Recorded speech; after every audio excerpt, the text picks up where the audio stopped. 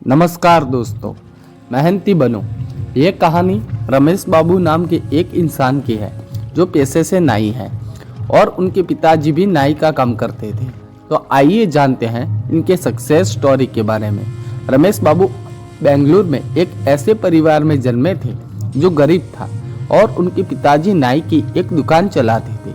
पिताजी की मृत्यु के बाद दुकान इतनी अच्छी नहीं चलती थी और उनकी माँ लोगों के घरों में जाकर बर्तन मांज कर कुछ पैसे कमा कर घर चलाती थी और रमेश बाबू की पढ़ाई का खर्च चल रहा था। एक समय ऐसा आया कि रमेश ने अपने पिताजी की दुकान अपने चाचा जी को 5 रुपये पर दिन किराए पर दे दी, लेकिन दुकान से अच्छी कमाई न होने के कारण उसके चाचा ने किराया देना से इनकार कर दिया। यह रमेश बाबू के लिए बहुत ज़्यादा मुसीबत वाला था।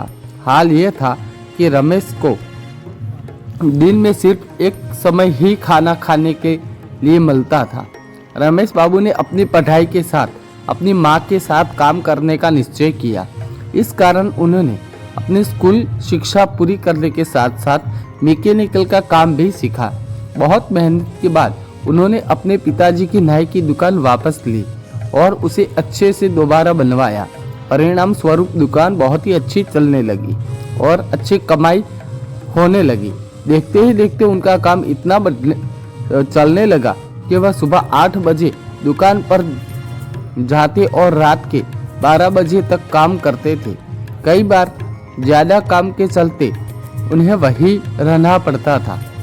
1973 में रमेश बाबू ने अपनी कमाई से लोन से एक मारुति ओमनी कार खरीदी। लोन देने के बाद कुछ समय तक तो उन्होंने किस्तें आसानी से भर ली, पर एक समय ऐसा भी आया कि वह किस्तें नहीं भर पाए। इसी बात की टेंशन में उनकी माँ, जिनके वह घर वह काम करती थी, उनका नाम नंदिनी था, उनके पास अपनी तकलीफ बताने लगी। नंदिनी ने उन्हें बड़ा ही अच्छा तरीका दिखाया जिसमें घर वह काम करती थी वह बड़ी बहन की तरह समझते थे। उनका नाम नंदिनी था। उन्हें पास अपनी तकलीफ को बताने लगी। नंदिनी ने उन्हें बड़ा ही अच्छा तरीका बताया। क्यों ना आप इस कार को रेंट पर देना शुरू कर दें।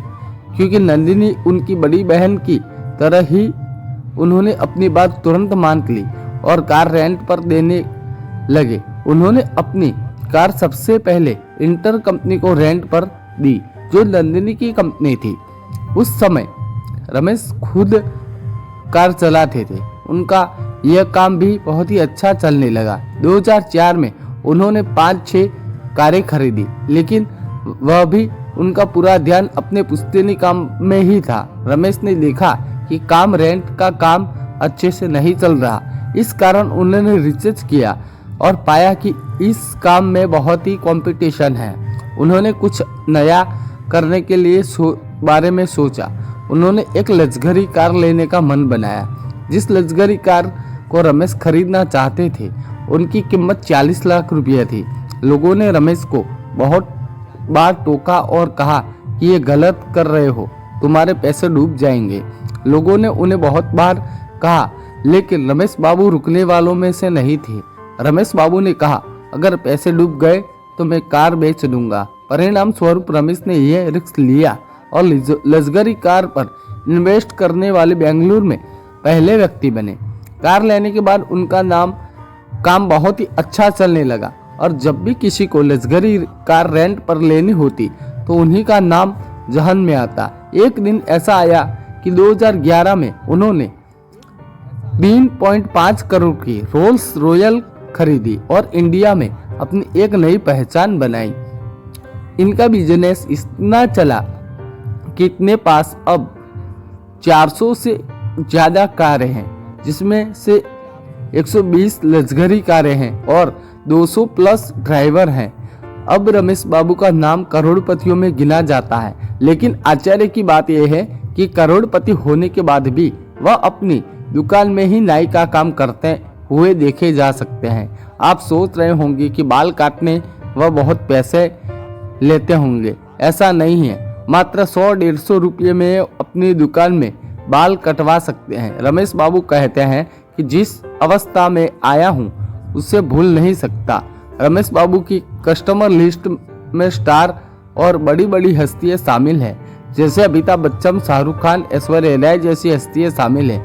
वह अपनी रोल्स रॉयल कार में 50 से 60 हज़ार रुपये पर डे के हिसाब से रेंट पर देते हैं। वह इस धारणा पर यकीन रखते हैं कि अगर सीखना बंद जो जीतना बंद, इसीलिए वह अपने पुश्तैनी काम को जारी रखने के लिए और लेडीज कटिंग सीखने के लिए सिंगापुर भी जा चुके हैं।